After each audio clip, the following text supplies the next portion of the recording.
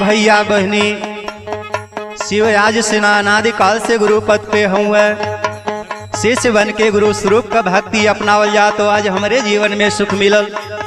आप सब भाई बहन के जीवन में सुख मिली कहनाम बा। शिव गुरु मिटाई हो दिहल मन का भरमवा, देहल मिलाई हो हमके, देहल मिलाई हो हमके, निर्गुण सा जनवा देहल मिलाई हो हमके।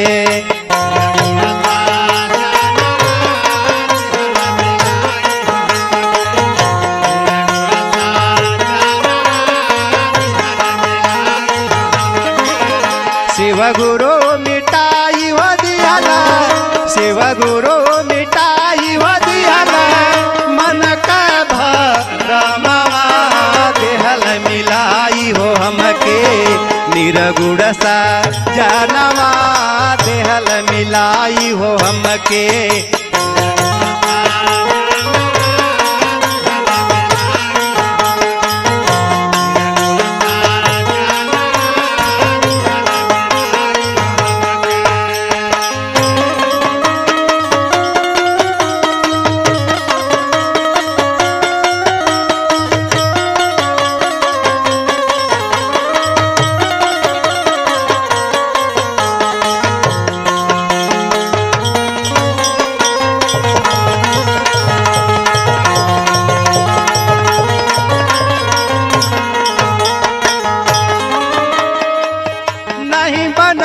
साधु नहीं बनली सन्यासी हो, नहीं बनली साधु नहीं बनली सन्यासी हो, नहीं बनली साधु नहीं बनली सन्यासी हो। मक्का मदीना नहीं, नहीं मथुरा काशी हो,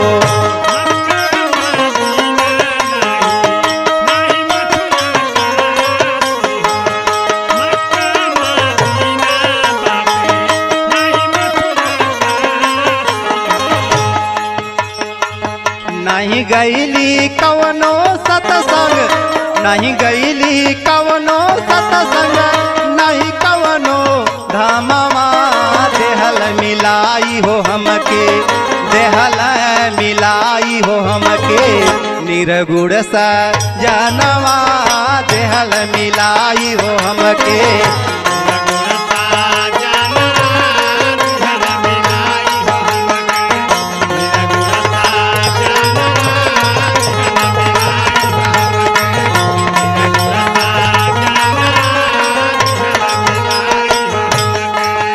कहनाम बा कि हमरे जीवन में सुख मिलल, आपो लोग श्री गुरु के अपन गुरु बनावा, आप लोगन के भी जीवन में सुख मिली बतावे का प्रयास होई।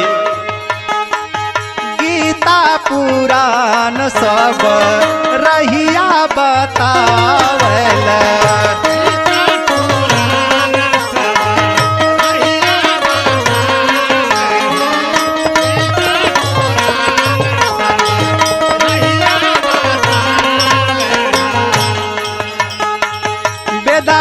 पुराण शिव के गुरु बनावेला,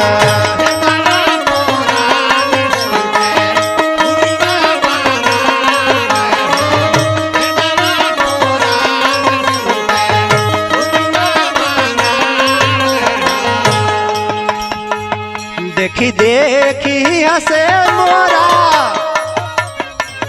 देखी देखी हसे मोरा मन का भरमवा, देहल मिलाई हो हमके, देहल मिलाई हो हमके, निर्गुण सा जनवा देहल मिलाई हो हमके।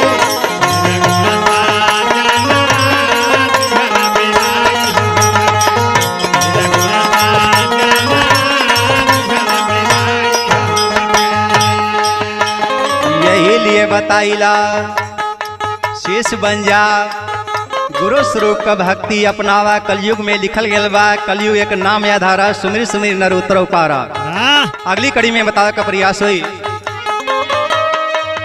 देख के जुड़ाई गईली प्यासी नजरिया हो।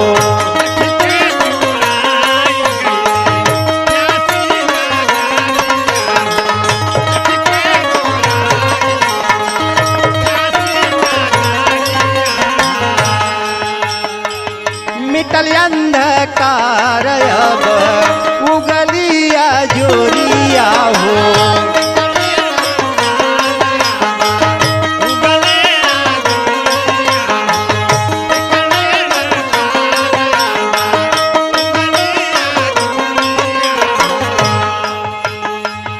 अइली दुआरे पवली, अइली दुआरे पवली बिछुड़ल जनवा देहल मिलाई हो हमके निरगुड़ सा जनवा देहल मिलाई हो हमके।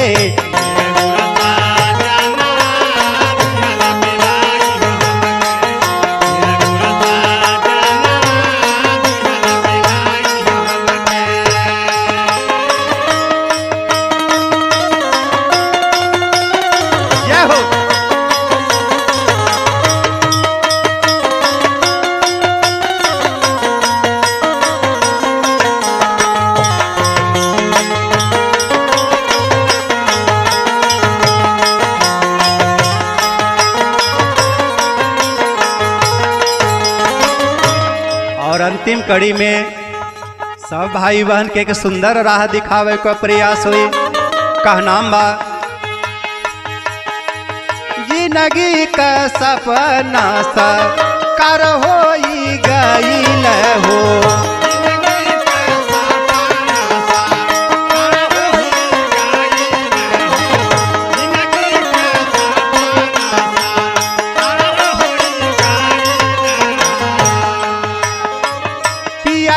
अविनाशी से प्यार होई गईल हो।